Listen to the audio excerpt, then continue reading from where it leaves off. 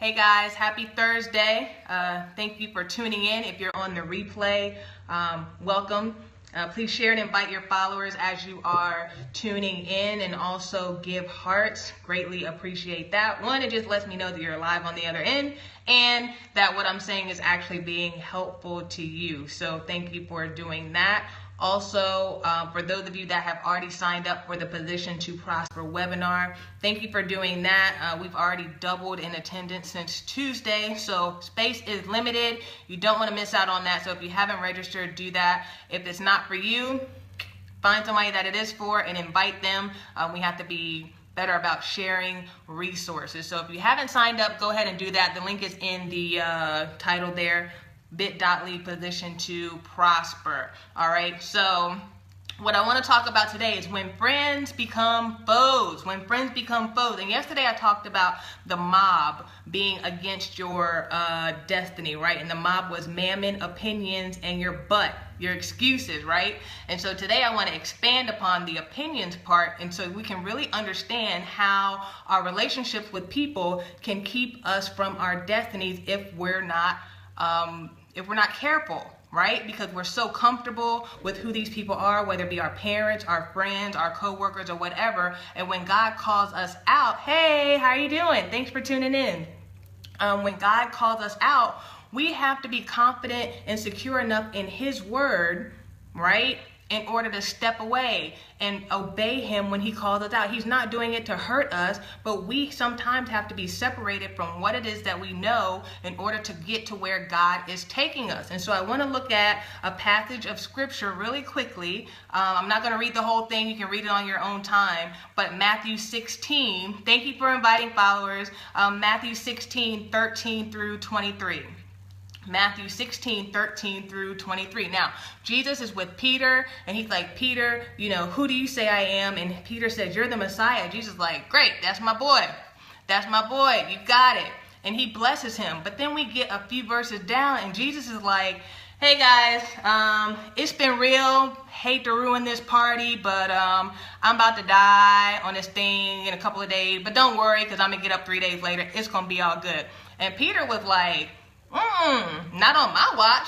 That's not happening to my Jesus. Like, I'm not gonna let that happen. And you know what Jesus said? Jesus called him Satan.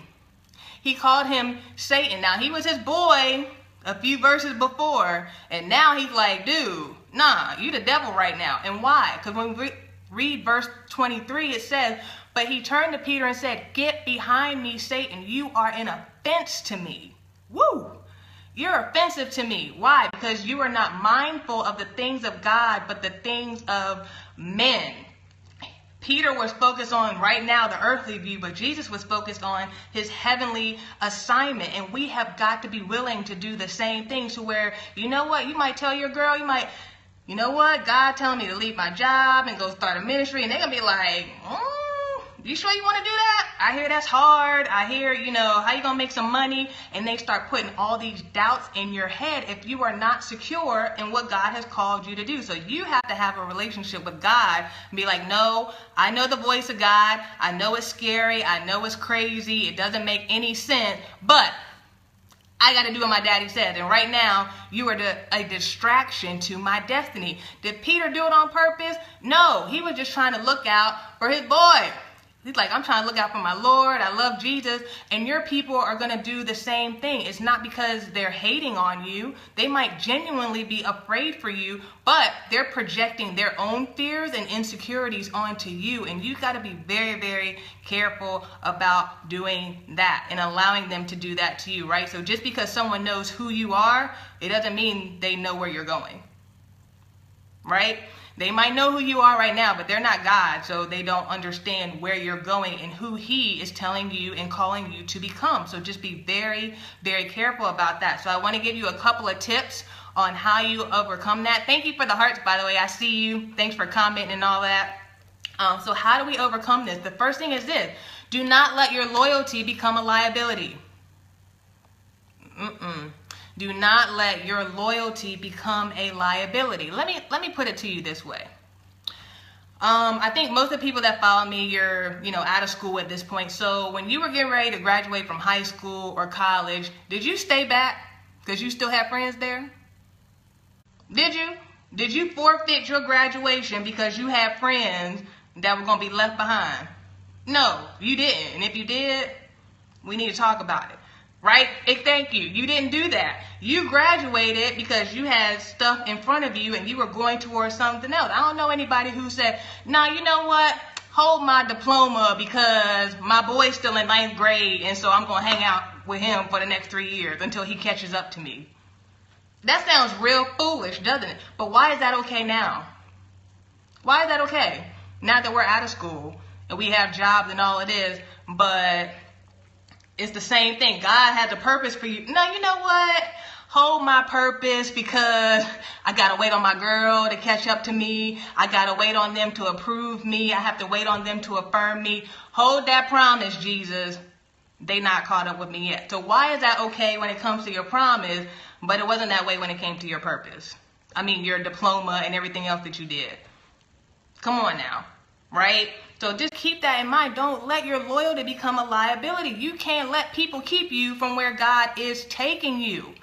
It's not personal. It's destiny. I say that all the time. It's not personal. It is destiny. And we have got to allow God to separate us for a time because he has to do a work in us. And he can't always do that while you're still in your comfort zone. He got to take you through a wilderness period. You need time away. You need time by yourself with the Lord to let him prune you and to purge some things out of you. And you know what? At some point you might be able to go back. But if there's still a distraction to your destiny, then no. You got to let them go. And that's okay. Again, it's like going through school. You don't just stay in school because people haven't caught up with you. Or your friends stayed back. So you're like, you know what? I'm going to stay back too. No, you need to get your life together. And I'm going to meet you, on the other side. How about that? And that's the way it has to be. So don't let your loyalty become a liability. The second thing is this. You have to overcome the fear of rejection and abandonment. You have got to overcome the fear of rejection and abandonment. And I told y'all before, they're not people, they are not feelings, they are spirits.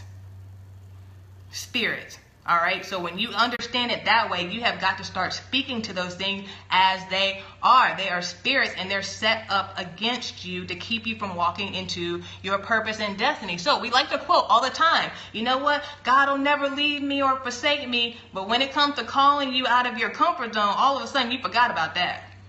Well, now I'm not so sure. I said it when I was comfortable, but when he called me out, I don't know. So either the word is true all the time or it's false all the time. It's not conditional. God's word is not conditional. Either it's true, he's with you and he won't ever leave you or forsake you, or it's a lie. Pump the brake. It's a lie. It's one or the other. So come on, guys. We can't be like when we're real comfortable, oh, the Lord, he gonna never leave me. Or we could say it to somebody else. Girl, go ahead. God's with you. He's for you. But when you get that phone call, wrong number, Jesus. Voicemail. I don't know that number. Block caller. I don't know. But it's a totally different tune when the shoe's on the other foot, right? And so we have got to overcome the fear of rejection and abandonment, right? Not my will, but your will be done. And God is with us and he is for us. But sometimes we got to do this stuff without people attached to us. It will strengthen us. What are we really rooted in, right? Who am I trying to please, God or man? Pick one. You can't serve two masters. Is it going to be God or is it going to be man? Is it going to be God or is it going to be your girlfriends or your boyfriends? Which one is it going to be? You got to pick that. So you've got to overcome the fear of rejection and abandonment. The third thing is this. You got to get some new mentors. You have got to get some new mentors and stop taking directions from people that haven't been where you're going. Ouch. Right? So just because someone was authorized to speak into your life about relationships does not mean that they are also authorized to speak into your life about finance or about business or whatever it is that you are pursuing. I'm not going, if I had a college course, I'm not going back to my elementary school teacher to tell me how to write a paper. But what? It doesn't even make any sense. So you got to do the same thing. If God is taking you higher, then you need some mentors that are on that level where you're going. You've got to do it. And again, it's nothing against those people, but you have to understand you can only go as far as your leader. I mean, you can't go anywhere sitting behind a parked car. Come on. After a while, you're going to be like, okay, are we going somewhere or what? It is no fun sitting behind a parked car. Okay? Right? You feeling me, right? So you have just got to understand, you know what? I'm trying to grow in my finances. You're not going to take advice from people that's broke, are you? That doesn't make any sense. You're starting a business. You're going to take advice from people who have never started one? No. You have got to get new mentors and make sure that they, one, have the same values as you. Don't be, this is me, you can do what you want, but guess what? You talking about the universe and all that stuff, you are no mentor of mine. I don't serve creation, I serve the creator. We're not talking about no universe. The universe doesn't give me anything. God gives me everything. So you need to make sure that their values are also lining up with yours and pay attention to the fruit that is in their life. You know, don't take relationship advice from somebody who they don't even have it together. Okay? I don't care who they are. They can be your mama or whatever else. Do you want to reproduce that same fruit in your life? And if you don't, then you should probably ask somebody else. Let's be real about it. It's not personal, it's destiny. But unless you want to replicate what that person has, I suggest you go find somebody else to talk to. All right, so get some new mentors. And the last thing is this: you have to be willing to go alone. You have got to be willing to go alone. And I'll tell you this, a couple of years ago, I can't remember, I think it was 2014, I went to Iceland by myself. I did, for like 4 days. I went to Iceland, and you know what? People thought I was crazy. They thought I was crazy, like, oh, you know, you seen the movie Taken, and I was like, listen, I'm good. I did my research. I saved up for it. And let me tell you, if something happened to me, I would have been like one of 5 black people. It wouldn't have been hard to find me. Like, come on, I'm okay. But I did my research, and I did all of that. But guess what? If I had allowed people to project their fears onto me, I never would have went. I never would have went, but I knew what my desire was. I knew I had planned. I knew I had researched it. So why was I going to let somebody else who didn't have my vision keep me from fulfilling that dream that I had? No, right? They will talk you out of it all the time. And I was like, listen, I understand this is not for you. Well, why you want to go there? Well, why not? Why not? Because most people don't say they went to Iceland, right? And so I went on my trip, went to the Blue Lagoon. I highly recommend it if you have not been there. It's one of my favorite spots. It's beautiful, right? So I went, you know, I looked up, okay, what do they speak? They speak Icelandic there, but they speak English as well. So I did my research. This wasn't just I woke up and was like, you know what, spun the globe and I'm just going to go to some random place. No, I planned for it. All right. And so if I had let those people talk me out of it, I never would have went. And then I never would have been able to come back and be like, hey, y'all, it's a great place to go. And then guess what? 2 weeks later, Beyonce and Jay-Z was at the same spot I was at. So it must have been a really good idea, right? I was like, man, 2 weeks off.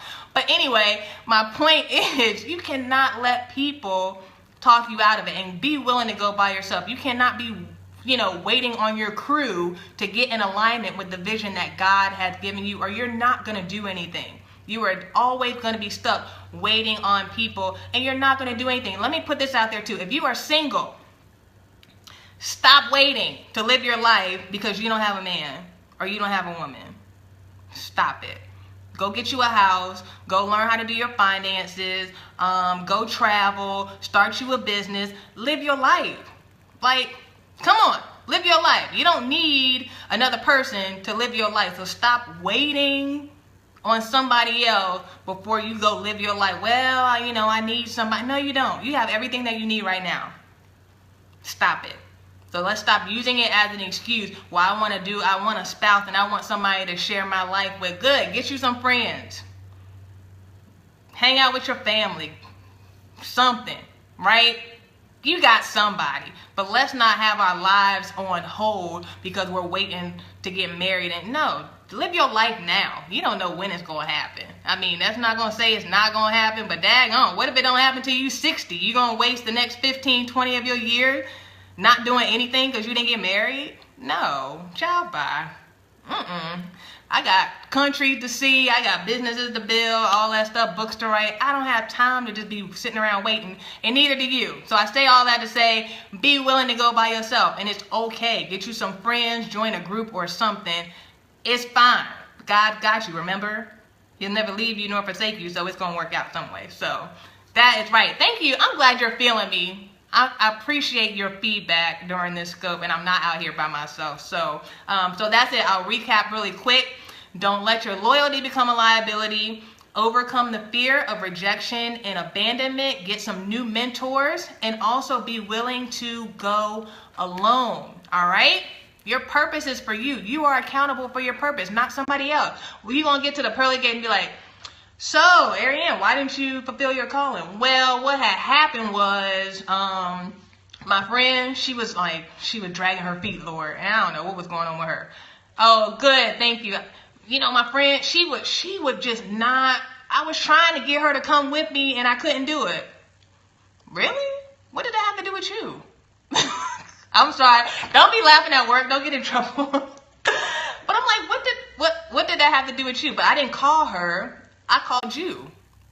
So listen, y'all, we are accountable.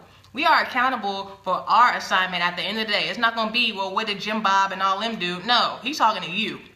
Why didn't you do what I told you to do? Anyway, I love y'all. So I say all that to say, sign up for this webinar. You need to be in community with people that understand where you have been, where you are, and where you are trying to go. I'm telling you, I used to be like that. Well, I just want to do it by myself. It doesn't work like that.